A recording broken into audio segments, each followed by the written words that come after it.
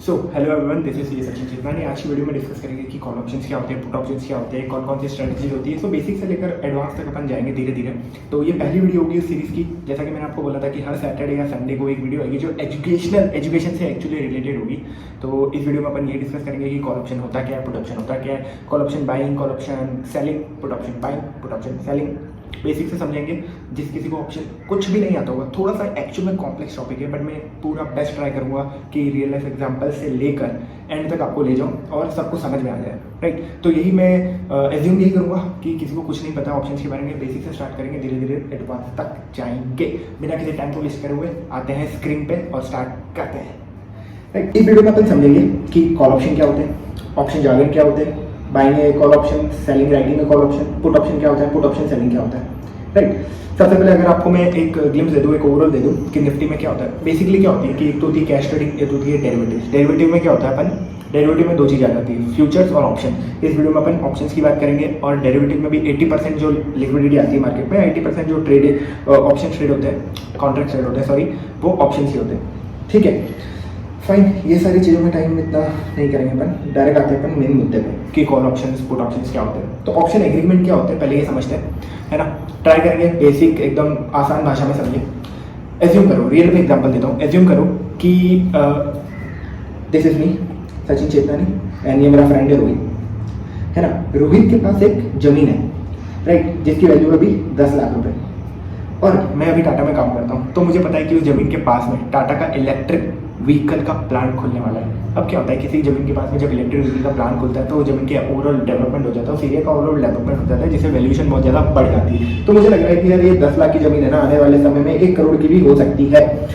तो मैं क्या करूँगा कि मैं रोहित को बोलूँगा कि यार मेरे पास क्या ऑप्शन है, पर ये जो इन्फॉर्मेशन है ना, ये मैं इतना कंफर्म नहीं हूँ, मतलब ये जो इन्फॉर्मेशन है वो गलत भी हो सकती है। राइट, तो मेरे को एक तरीके से रिस्क है यार कि मैं उससे अभी 10 लाख की जमीन खरीद लूँ। आज की रेट में, आज की डेट में उसका जो मार्केट वैल्यूएशन है उस जमीन का वो 10 लाख रुपए। मुझे ये डर है कि यार मैं उससे 10 लाख रुपए में वो जमीन खरीद भी लूँ, बट कल को अगर वो जमीन की वैल्यू नहीं बढ़ी, तो कल को ईवी प्लांट वहाँ सेटअप ही नहीं हुआ तो मेरे तो 10 लाख रुपए डूब जाएंगे यार। तो कहीं कुछ ऐसा तरीका है जिससे मैं एक प्रीमियम दे दूँ, एक अपफ्रंट फीस दे दूँ उसको, जिससे मैं ये राइट खरीद लूँ कि 6 महीने बाद यही जमीन मुझे 10 लाख रुपए में बेचना, 10 लाख रुपए में बेचना, कितने में, 10 लाख रुपए में। राइट, यही एक तरीका है जिसको अपन बोलते हैं ऑप्शन का एग्रीमेंट। ऑप्शन एग्रीमेंट यही होता है, मार्केट में भी यही चलती है। अपन इसको बेसिक एग्जांपल में ही लेते हैं। राइट, मैं रोहित के पास इन्फॉर्मेशन नहीं है, अगर रोहित के पास इन्फॉर्मेशन होती तो मुझे बेचता ही नहीं, या फिर मुझे जब बेचता तो प्रीमियम बहुत ज़्यादा चार्ज करता ऑप्शन का। प्रीमियम क्या होता है वो सारी चीज़ें देखते हैं। तो एक ऑप्शन मेरे पास क्या है कि मैं रोहित को बोलूँ यार कि 1 लाख रुपये पकड़, ये तेरी फीस हुई, है ना, ये तेरी फीस हुई, 1 लाख रुपए पकड़ और मुझे 6 महीने बाद यही जमीन 10 लाख रुपए में बेचना, ये वादा कर, या ये मुझे लिख के दे स्टाम्प पेपर में। कितने, क्या हुआ कि 1 लाख रुपए मैं तेरे को दे रहा हूँ आज फीस, वो फीस तेरी हुई, मैं जमीन लूं ना लूं ये मेरा राइट है। मतलब ये राइट दे मुझे कि मैं 6 महीने बाद तेरे से ये जमीन 10 लाख रुपए में खरीदूं। इसके लिए मैं तुझे आज 1 लाख रुपए की फीस देता हूँ। 6 महीने बाद ये जमीन खरीदनी है नहीं खरीदनी है 10 लाख रुपए में, ये मैं तय करूंगा। मुझे खरीदनी होगी तो खरीदूंगा, नहीं खरीदनी होगी तो नहीं खरीदूंगा। ये मैं रोहित से बोलता हूँ। ठीक है, तो रोहित बोलेगा क्यों, मैं बोलूंगा यार देख तेरा भी फायदा है, तेरे को वैसे भी जमीन बेचनी है। राइट, 6 महीने बाद 10 लाख रुपए में बेचे या आज बेचे, बात तो ऐसा कोई दिक्कत नहीं है। 1 लाख रुपए में और तेरे को दे रहा हूँ। राइट, तो तेरे को 6 महीने बाद इस जमीन के एक्चुअल में कितने रुपए मिल रहे हैं, 10 लाख जो मैं दूंगा उस समय इस जमीन को 10 लाख में खरीदने में, और 1 लाख जो फीस जो तू आज मुझसे ले रहा है 11 लाख। राइट, तो तेरे को तो 11 लाख मिल जाएगा और मुझे एक राइट मिल जाएगा कि मैं 6 महीने बाद तेरे से एक जमीन 10 लाख रुपए में खरीद सकूँ। ये राइट मेरे ऊपर, मैं खरीदूं या ना खरीदूं। दोनों केस में जो 1 लाख रुपए की फीस है वो तो तेरी हो गई है। राइट, वो तो आज ही तेरा प्रॉफिट हो गया एक तरीके से। तो बोलेगा ठीक है, अब क्या होगा इस केस में, क्या होगा इस केस में 3 चीजें हो सकती है। इस केस में 3 चीजें हो सकती है। पहली चीज ये कि प्राइस ऑफ लैंड 6 महीने बाद टाटा ने वहां पर प्लान सेटअप कर दिया और उसकी प्राइस होगी 1 करोड़ रुपए।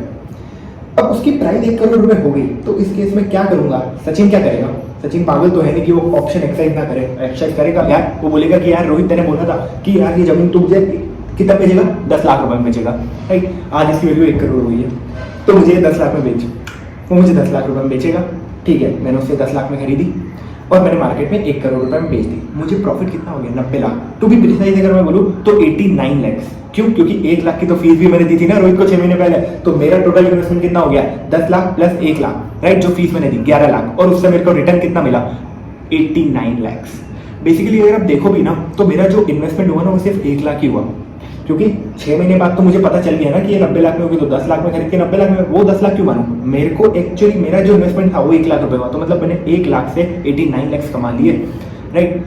सेकंड सिनेरियो, अगर उस जमीन की कीमत 6 महीने बाद 10 से 10 लाख रहती तो मैं क्या बोलता? मैं बोलता यार रोहित को क्या ही करूंगा मैं लेके, मेरा तो फायदा हुआ ही नहीं, राइट। मैं बोलूंगा तेरी जमीन तेरे पास रख, ये जो फीस मैंने तेरे को दी थी 6 महीने पहले 1 लाख रुपए, वो भी तेरी हुई, राइट। ऑप्शन एक्सरसाइज करूं या ना करूं 10 लाख रुपए में लेने का 6 महीने बाद, वो मेरे ऊपर है। तो मैं बोलता हूँ नहीं करता जा। रोहित कुछ बोल नहीं सकता। रोहित बोलेगा ठीक है यार 10 लाख की जमीन थी, 10 लाख में नहीं ले रहा तो क्या हुआ? 1 लाख जो उसने मेरे को प्रीमियम दिया था, फीस दी थी जो नॉन रिटर्नेबल है, वो तो मेरी हो गई, उसका प्रॉफिट हो गया रोहित का 1 लाख का, ठीक है, और मेरा 1 लाख का लॉस हो गया। बट इस केस में सचिन को क्या फायदा हो गया कि उसको एक अपॉर्चुनिटी थी यार यहाँ पर स्पेक्यूलेट करने की, वो मिस नहीं हुई, तो मतलब उसका सिर्फ 1 लाख रुपए लगा, राइट। इस केस में अगर ऑप्शन एग्रीमेंट नहीं करता सचिन और बोलता कि यार ठीक है मैं 10 लाख में खरीद लेता हूँ 6 महीने पहले और 6 महीने बाद बेचूंगा, तो उसका फायदा नहीं हो ना, कहीं ना कहीं वो 10 लाख रुपए फंस गए 6 महीने के लिए, और बाद में बेचो और उसका माथा पिछी अलग होता, तो वो सब अवॉइड करने के लिए ऑप्शन एग्रीमेंट में आ गया। तो सचिन को बेनिफिट हुआ कि ठीक है लेने देने का फायदा खत्म, 1 लाख रुपए की जो फीस थी 1 लाख का नुकसान हो गया, ठीक है वाह, कोई फर्क नहीं पड़ता, 1 लाख का ही हुआ ना, 10 लाख का तो नहीं हुआ, फाइन। थर्ड सिचुएशन, वो जमीन की वैल्यू 6 महीने बाद 5 लाख हो जाती है, किसी कारण की वजह से उस जमीन की वैल्यू कम हो जाती है। अभी रोहित बोलेगा अरे तेने बोला था ना सचिन कि तू 10 लाख में खरीदेगा 6 महीने बाद। मैं बोलूंगा भाई रुक जा, ये जो राइट है वो मेरा है, राइट, मेरे को नहीं खरीदनी, क्योंकि जो फीस दी थी उसमें एग्रीमेंट में लिखा था कि ये सचिन का राइट है कि वो 6 महीने बाद उसको 10 लाख में खरीदता है या नहीं खरीदता है। वो नहीं खरीदेगा। अब पागल थोड़ी ना हो कि 5 लाख की जमीन 10 लाख रुपए में खरीदूं, राइट। वो ऑप्शन का जो 1 लाख था वो मेरा चला गया। इस केस में भी मतलब सेकंड और थर्ड सिनेरियो में मैंने 1 लाख लूज किया, और फर्स्ट सिनेरियो में जिसमें मेरा स्पेकुलेशन सही हो गया वहां मैंने 89 लाख का प्रॉफिट कर दिया। यही खास बात है ऑप्शंस की, राइट। इसमें क्या होता है कि आपको पूरा का पूरा पैसा अपफ्रंट नहीं देना होता है, एक तरीके से राइट टू बाय हो गया।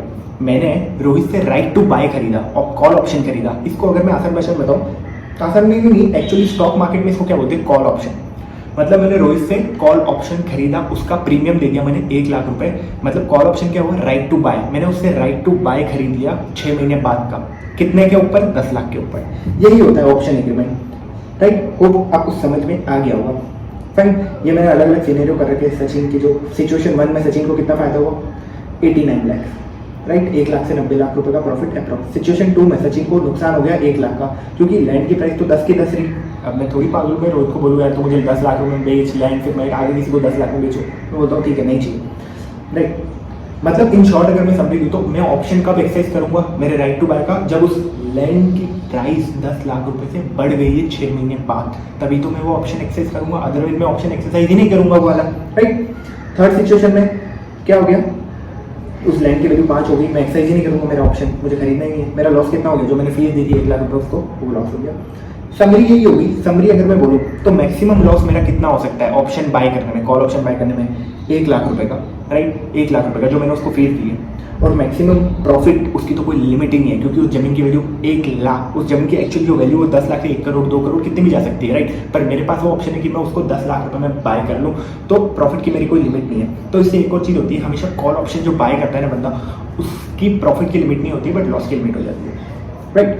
और रोहित को मैक्सिमम प्रॉफिट कितना हो सकता है, 1 लाख, राइट। उसको तो मैक्सिमम प्रॉफिट 1 लाख ही हो सकता है ना, राइट, क्योंकि अगर और उसको 1 लाख से ज़्यादा क्या ही प्रॉफिट होगा, क्योंकि 6 महीने बाद प्राइस जितनी भी बढ़े वो तो मेरे को फायदा होगा ना, क्योंकि मैंने उससे ऑप्शन कर लिया कि तुम तो मुझे 10 लाख रुपए में ही बेचेगा। प्राइस भले 1 करोड़ 2 करोड़ तू बेच नहीं सकता मार्केट में, तो मुझे 10 लाख में ही बेचेगा वो, राइट। तो उसका मैक्सिमम प्रॉफिट कितना हो सकता है, 1 लाख। और वो भी तब होगा जब प्राइस 10 लाख की रहती है 6 महीने बाद लैंड की, या 10 लाख से कम हो जाती है, राइट। उसका मैक्सिमम लॉस कितना होगा, उसका मैक्सिमम लॉस अनलिमिटेड है। मतलब एक तरीके से कॉल ऑप्शन बायर, मतलब मेरा सचिन का जो प्रॉफिट्स है, जिस केस में सचिन प्रॉफिट करेगा उसी केस में रोहित जिसने वो कॉल ऑप्शन बेचा है वो लॉस करेगा। मतलब उसका लॉस तो अनलिमिटेड हो गया ना। कहीं ना कहीं आप सोचो कि 6 महीने बाद 1 करोड़ उसकी लैंड की प्राइस हो गई और वो मुझे 10 लाख रुपए में ही बेच रहा है, तो उसका जो लॉस हो गया वो 89 लाख 89 लाख का लॉस तो उसी का हो गया ना, मतलब एक का लॉस दूसरे का प्रॉफिट ही होगा। अब वो आप सोच सकते हो कि यार 89 लाख का लॉस कैश में नहीं हुआ, बट कहीं ना कहीं हो तो गया ना कि 1 करोड़ की चीज़ अगर आप मुझे 10 लाख रुपए बेच रहे हो तो 90 लाख का तो लॉस ही हो गया, राइट। 1 लाख आपने प्रीमियम में लिया तो 89 लाख का लॉस हो गया रोहित को। तो ये चीज़ है, यही होते हैं ऑप्शन एग्रीमेंट, राइट। एक आसान भाषा में मैंने आपको समझा दिया, अब इसको समझते हैं स्टॉक्स में। ओके, सो यार एग्जाम्पल आपको समझ में आ गया होगा कि किस तरह से मैंने लैंड जो मेरी जमीन के एग्जाम्पल से मैंने ऑप्शन के एग्रीमेंट को समझाया। एक और बार रिकैप करते हैं कि ऑप्शन प्रीमियम क्या होता है। Option premium is the money required to be paid by option buyer to seller of an option and this gives him a right to buy the stock at an agreed strike price. Hindi में समझा दो इसको कि option premium basically क्या होता है। वो option premium वही 1 लाख रुपए हुआ जो मैं रोहित को अपफ्रंट फीस दी थी, राइट, जिसके बदले में रोहित ने मुझे बोला कि ठीक है कि तू 6 महीने बाद मैं क्या करता कि इस लैंड को 10 लाख रुपए में बाय कर देना। अब यहाँ पर स्ट्राइक प्राइस क्या है, मैं आपको ऑप्शन जार्गन समझा रहा हूँ कि बेसिकली ऑप्शन मार्केट में क्या क्या चीजें क्या क्या होती है। जो 1 लाख रुपए दिया था ना उसको बोलते हैं ऑप्शन का प्रीमियम, राइट, उसको बोलते हैं ऑप्शन का प्रीमियम। जो 10 लाख रुपए मैंने बोला था कि 6 महीने बाद मैं उसको कितने में खरीदूंगा, 10 लाख रुपए में, वो जो 10 लाख रुपए प्राइस है ना उसको बोलते हैं स्ट्राइक प्राइस। क्या बोलते हैं उसको, स्ट्राइक प्राइस। मतलब ये जो 10 लाख रुपए थी वो थी स्ट्राइक प्राइस और ऑप्शन प्रीमियम क्या था, 1 लाख रुपए, राइट। और जो 6 महीना था ना, 6 महीने मैंने क्या बोला था उसको कि मैं 6 महीने बाद खरीदूंगा, उसको बोलते हैं time till expiry, time till expiry of option, क्योंकि 6 महीने बाद तो ऑप्शन एक्सपायर हो जाएगा, मतलब खत्म हो जाएगा, उसको बोलते हैं टाइम टिल एक्सपायरी। तो उस केस में क्या थे, 3 सिनेरियो थे, या तो प्राइस ऊपर जाएगी उस लैंड की, या फिर उस प्राइस में कुछ चेंज नहीं होगा, या प्राइस नीचे जाएगी, राइट। 2 केस में किसको फायदा हो रहा है, रोहित को, मतलब जिसने ऑप्शन सेल किया था, राइट, जिसने ऑप्शन सेल किया था, क्योंकि मैंने तो ऑप्शन बाय किया था ना कि मैं खरीदूंगा, राइट टू बाय मैंने किया था, उसने क्या किया था, ऑप्शन सेल किया था। तो अगर प्राइस में कोई चेंज नहीं होता या प्राइस नीचे जाती है लैंड की, तो उस केस में फायदा किसको है, रोहित को फायदा है, राइट, क्योंकि उसको 1 लाख रुपए तो मिल ही जाएगा ना जो फीस है, राइट। अगर प्राइस नीचे जाती है, हालांकि उसको नॉशनल लॉस है, 10 लाख का 5 लाख लैंड हो जाता है, बट वो तो लॉस वैसे भी हो गया ना यार, वो तो अब अवॉइड कर ही नहीं सकते थे। तो आपका जो फायदा हुआ वो तो 1 लाख का तो फायदा हुआ ना, जो प्रीमियम था वो तो आपको मिल ही गया ना एक तरीके से। तो इसलिए बोल रहा हूँ कि अगर लैंड की प्राइस चेंज नहीं होती है, लैंड की प्राइस नीचे जाती है, तो फायदा किसको है, रोहित को, क्योंकि उसको 1 लाख रुपए मिल गए। किससे, सचिन से, जिसने वो ऑप्शन प्रीमियम दिया उसको, जो नॉन रिटर्नेबल है, नॉन रिफंडेबल है। अगर प्राइस ऊपर जाती है तो फायदा किसको है, सचिन को। क्यों, क्योंकि प्राइस ऊपर जाएगी तो वो अपना राइट एक्सरसाइज करेगा, कौन सा राइट, कॉल ऑप्शन का राइट, जो उसने खरीदा है कितने में, 1 लाख रुपए में, राइट। तो अगर आप देखो तो 66% चांस है कि रोहित के फेवर में बात जाए और 33% चांस है कि सचिन के फेवर में बात आए। 33% कहाँ से आया, 3 सिनेरियो हो सकते हैं, जिसमें से 2 सिनेरियो किसके फेवर में है, रोहित के, और 1 सिनेरियो किसके फेवर में, सचिन के। मतलब 33% यहाँ और 66% चांस है कि रोहित जीते। ओके, जितना, एक और चीज़ यहाँ पर बोल देता हूँ, मोर टाइम टू एक्सपायरी, जितना ज़्यादा लंबा एक्सपायरी होगा उतना ही ज़्यादा प्रीमियम होगा, ऑप्शन का प्रीमियम। फॉर एग्जांपल रोहित को मैं बोलता हूँ कि यार 1 साल बाद तक का टाइम दे, 1 साल बाद तक का टाइम दे कि मैं तेरे से 1 साल बाद ये 10 लाख खरीदूंगा। तो रोहित बोलेगा यार 1 साल में तो ज़्यादा चांसेस है इसकी वैल्यू ऐसे ही बढ़ जाए, तो बोलेगा फिर मैं 1 लाख नहीं लूँगा, फिर मैं 2 लाख प्रीमियम लूँगा, राइट। इसको और डिटेल में समझते हैं। अब अपन ये समझते हैं कि यार प्रीमियम जो होता है वो उसकी जो प्राइस होती है, जब 1 लाख रुपए आया वो आया कहाँ से, कौन डिटरमाइन करता है प्रीमियम की प्राइस, राइट, कौन डिटरमाइन करता है। प्रीमियम की जो प्राइस होती है जनरली वो 2 चीज़ों से डिटरमाइन होती है। बेसिक भाषा में बता रहा हूँ, वैसे तो ऑप्शन ग्रिप्स होते हैं जिसको बोलते हैं डेल्टा, गामा, वेगा, आरएचओ, वो सारी चीज़ें होती है, वो अपन दूसरी वीडियो में समझेंगे। बट आसान भाषा में अगर मैं बोलूँ तो ऑप्शन की जो प्राइस है, जो मैं भी इसी लैंग्वेज से समझता हूँ, ऑप्शन ग्रिप्स का मैं भी इतना कुछ यूज़ नहीं करता हूँ ऑप्शन सेलिंग में, और रियल लाइफ में वो एक्चुअली में यूज़ आते ही नहीं, बट समझने के लिए अपन देख लेंगे आने वाली वीडियोज में, राइट। तो बेसिक अगर देसी लैंग्वेज में बोलूँ तो ऑप्शन का जो प्रीमियम होता है वो किससे डिटरमाइन होता है, वो जो 1 लाख रुपए है जो मैं रोहित को दूंगा, वो 1 लाख रुपए की वैल्यू कहाँ से है, वो डिटरमाइन होता है न्यूज़ फ्लो से और टाइम टिल एक्सपायरी से। जितना ज़्यादा टाइम होगा एक्सपायरी को, मतलब 6 महीने में, उसको बोलूँ 1 साल बाद खरीदूंगा तो ज़्यादा प्रीमियम लेगा, मैं बोलूँ 2 साल बाद, मतलब एक तरीके से टाइम, जितना टाइम बढ़ाया, क्योंकि प्रीमियम बढ़ क्यों रहा है ये भी सोचो ना, कि अगर मैं उसको बोलता हूँ कि 1 साल तक का मेरे को टाइम दे, मतलब ज़्यादा चांस है ना कि यार किसी न किसी कंपनी का प्लान वहाँ सेटअप हो जाए या कुछ तो अच्छा हो ही जाए, ज़्यादा चांस है ना, ज़्यादा चांस मतलब ज़्यादा प्रीमियम।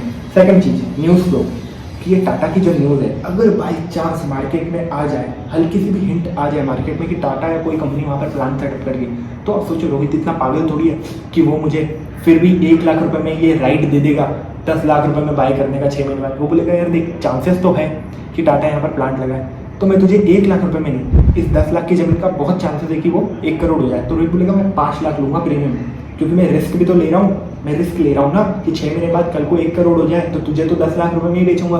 तो उस रिस्क का जो पैसा है वो 5 लाख रुपए है, क्योंकि ये प्रोबेबिलिटी यहाँ पर ज़्यादा है कि टाटा कंपनी प्लान सेट करे, राइट। तो प्रीमियम का प्राइस 2 चीज़ों से तय होता है, एक होता है न्यूज़ फ्लो, एक होता है टाइम टिल एक्सपायरी। जितना टाइम टिल एक्सपायरी उतना प्रीमियम का प्राइस ज़्यादा, और न्यूज़ फ्लो मतलब जितनी जो प्रोबेबिलिटी है उस प्राइस को बढ़ने की, जितनी प्रोबेबिलिटी है उस प्राइस के बढ़ने की, किस प्राइस के बढ़ने की, अंडरलाइंग एसेट जो क्या है लैंड है, उस प्राइस के बढ़ने की जितनी प्रोबेबिलिटी उतना ही ज़्यादा प्रीमियम चार्ज करेगा ऑप्शन सेलर, जो कौन है, रोहित। आगे बढ़ते हैं, ओके। मतलब ठीक है, हाँ ये तो मैंने आपको बता ही दिया। स्टॉक्स के केस में जो होता है प्रीमियम कब ज़्यादा होता है, जनरली जब भी किसी भी कंपनी का जो रिजल्ट आने वाला होता है ना, तब उसके प्रीमियम्स बढ़ जाते हैं उस स्टॉक के। अब लैंड की जगह आप लैंड को रिप्लेस कर दो स्टॉक से, कोई शेयर है, टाटा का कॉल ऑप्शन है, राइट, उससे रिप्लेस कर दो।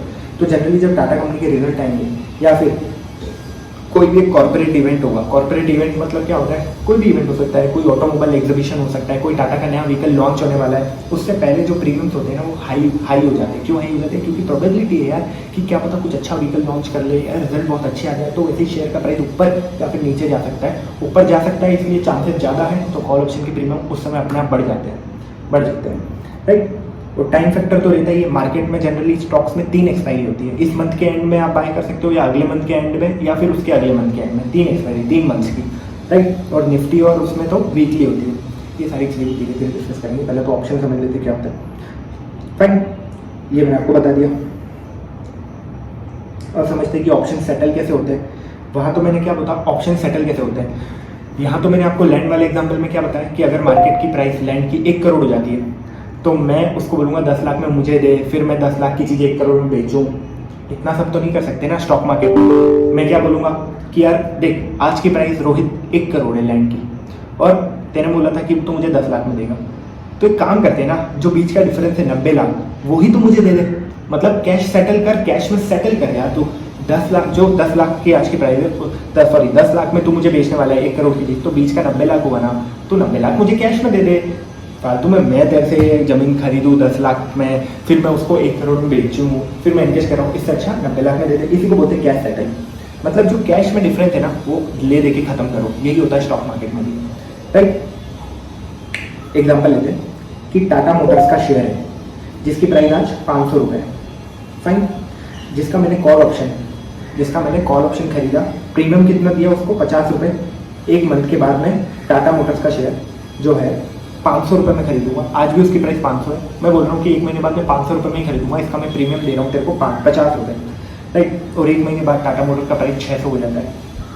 तो फिर जो कैश डिफरेंस है वो क्या होगा, सामने वाले बंदे को बोलूँगा ठीक है 600 हो गया, 600 की चीज़ तो मुझे 500 में बेचना है, मतलब 100 रुपये तो नुकसान कर रहा है और 100 रुपये मेरा प्रॉफिट है। फालतू में मैं तेरे से शेयर लूँ मार्केट में, जो इससे अच्छा क्या हुआ 100 रुपये तो मुझे दे दे।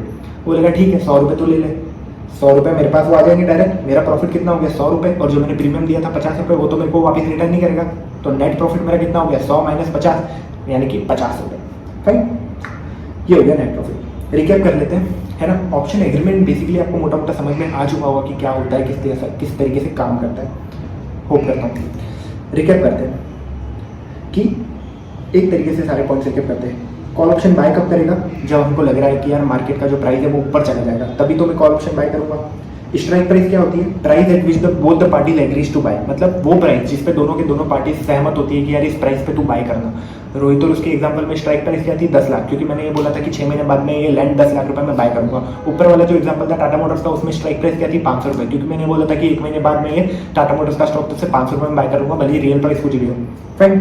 Underline price of stock, underline price of stock क्या होता है, मतलब जिसके बेस पे आप वो ऑप्शन कर रहे हो। टाटा मोटर्स के एग्जांपल में अंडरलाइन क्या हो गया, टाटा मोटर्स का स्टॉक। उस एग्जांपल में जो रोहित वाला था उसमें अंडरलाइन एसेट क्या हो गया, अंडरलाइन एसेट हुआ वो लैंड, और अंडरलाइन एसेट की उस समय की प्राइस क्या थी 10 लाख रुपए, वो ये।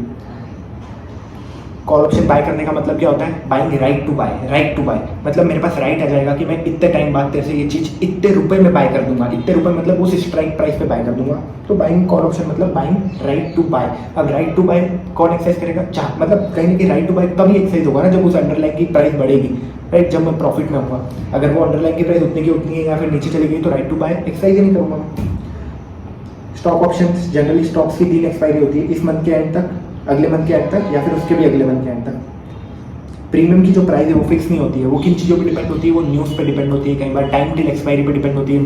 Higher the time till expiry more the premium, और न्यूज़ फ्लो, कितनी प्रोबेबिलिटी है उस पर्टिकुलर चीज़ के ऊपर जाने की, राइट। जनरली मैंने आपको बताया कि जब रिजल्ट होते हैं, कॉर्पोरेट इवेंट होते हैं, या कोई न्यू व्हीकल लॉन्च करेगी टाटा, तो उसके प्रीमियम ज़्यादा होंगे कॉल ऑप्शन के। उसके बाद सारे के सारे ऑप्शंस अभी जो है ना डिलीवरी सेटल्ड है, डिलीवरी सेटल और कैश सेटल इतना समझने की जरूरत नहीं है, आगे वाली वीडियोस में समझा दूंगा। फाइन, अगर जो स्टॉक प्राइस है वो वहाँ के वहीं रहती है, अगर मैंने कॉल ऑप्शन बाई किया है वो स्टॉक प्राइस जो है वहाँ के वहीं रहती है या फिर नीचे चली जाती है, तो फिर जिस बंदे ने कॉल ऑप्शन बाई किया है उसके लिए लॉस है, और जिसने प्रीमियम लेके कॉल ऑप्शन सेल किया है उसके लिए प्रॉफिट है। तो अब फाइनली बात करते हैं कि किस किस केस में मैं कॉल ऑप्शन बाय करूँगा, कब मैं बाय करूँगा कॉल ऑप्शन, राइट, और किस किस केस में मैं कॉल ऑप्शन सेल करूँगा रियल मार्केट में। कॉल ऑप्शन में बाय कब करूँगा, जब मुझे लगता है कि यार कोई स्टॉक्स बहुत ज़्यादा पिट चुका है, राइट, या फिर वो अपने सपोर्ट लेवल के आसपास आ चुका है। सपोर्ट लेवल वो लेवल होता है जहाँ मैक्सिमम बाइंग होती है, काफ़ी ज़्यादा डिमांड होती है उस पर्टिकुलर स्टॉक की। अगर आप देखो कि आज की तारीख में TCS का स्टॉक है बहुत ज़्यादा पिट चुका है, राइट, 3000 से भी नीचे आने वाला है, एक बार मान लेते हैं आने वाला है या आ चुका है। अभी फिलहाल उसका प्राइस अपन ने देखा कि 3000 रुपये के आसपास ही है, और मुझे लग रहा है कि यार स्टॉक जो है वो आज नहीं तो कल 1-2 महीने बाद चढ़ेगा, तो मैं क्या करूँगा कि उसका एक कॉल ऑप्शन बाय कर लूँगा, एक छोटा सा प्रीमियम देके मैं उसका कॉल ऑप्शन बाय कर लूँगा, और जब भी वो प्राइस ऊपर जाएगा तब मैं उस कॉल ऑप्शन को बेच दूंगा, या फिर एक्सपायरी में उस कॉल ऑप्शन को बेच दूंगा, राइट। फॉर एग्जांपल आज उसका रेट है 3000 रुपये, मैंने बाय कर लिया कॉल ऑप्शन कि यार मैं 3000 रुपये के सामने तेरे से TCS खरीदूंगा, कब, 2 महीने बाद, राइट। 2 महीने बाद उसका प्राइस हो गया 3500 रुपये। मैं बोलूँगा ठीक है यार, 500 रुपये जो डिफरेंस है वो मुझे दे दे, कैश में सेटल कर, है ना, क्योंकि मार्केट में जनरली ऐसे ही होता है, जो डिफरेंस होता है वही सेटल हो जाता है, राइट। तो मैं बोलूँगा कि 500 रुपये ठीक है, मेरे को दे, मेरा प्रॉफिट 500 रुपये, और उस 3000 का बाय करने के लिए मैंने तेरे को प्रीमियम कितना दिया था, 50 रुपये, 500 माइनस 50 कितना हो गया, 450 मेरा प्रॉफिट हो गया, और उसका लॉस हो गया सामने वाले का जिसने कॉल ऑप्शन सेल किया 450 रुपये। सेकंड सिनेरियो कि यार मैं कब कॉल ऑप्शन सेल करूँगा, जब मुझे लग रहा है कि जो प्राइस है TCS का वो या तो उतना के उतना ही रहेगा या फिर नीचे जाएगा। रोहित की जगह पे आके सोचो, लैंड के एग्जांपल में, जब रोहित को लग रहा है कि लैंड का जो प्राइस है वो 10 के 10 लाख रहेगा, 10 लाख से नीचे आ जाएगा, तो वो कॉल ऑप्शन सेल करेगा। क्यों सेल करेगा, क्योंकि उसको पता है कि अगर प्राइस उतना के उतना ही रहा या फिर उससे नीचे आ गया तो जो प्रीमियम है जो सचिन ने उसको दिया है वो उसका हो जाएगा 1 लाख रुपये का।